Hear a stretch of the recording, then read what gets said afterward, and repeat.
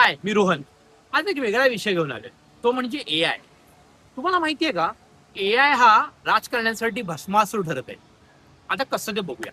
बघा, पूर्वी काय होतं, एखादं आंदोलन करायचं झालं तर तुम्हाला ग्राफिक डिझायनर लागायचा, त्याच्यानंतर स्क्रिप्ट रायटर लागायचा, त्याच्यानंतर हे सगळं बनलेलं पोचवण्यासाठी एक माध्यम लागायचं.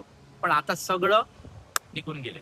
आता काय लागतं, एक मोबाईल लागतो, इंटरनेट लागतं आणि चॅट जीपीटी सारखं एखादं टूल लागतं, म्हणजे स्वतःचं मीडिया हाऊस तयार होतं.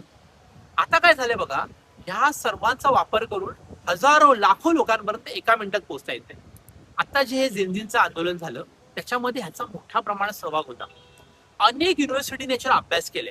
केनिया असेल, इंडोनेशिया असेल, बांगलादेश असेल, श्रीलंका असेल, या सर्व ठिकाणी जेनझीने आंदोलन यशस्वी त्याची केली. आणि सरकारला का कळली नाहीत, याचं कारण म्हणजे एआय टूल. आणि सरकार इकडेच मागे पडलं. तुम्हाला माहितीये की ह्या आंदोलनाची काही वाईट गोष्टी पण घडून आल्यात. म्हणजे मिस काहीतरी गाईड करणं, एखादी इन्फॉर्मेशन चुकीच्या पद्धतीने पोहोचवणं, आणि अशा असंख्य गोष्टींमुळे कदाचित देशाची प्रतिमा देखील मलीम होती. एआय जसा फायदा आहे तसा तो भस्मासूर देखील आहे असं मला वाटतं. त्यामुळे आता जे आंदोलन येणाऱ्या काळात होतील किंवा कुठल्या निवडणुका जरी होतील, तरी सरकारला सतर्क राहणं खूप महत्वाचं.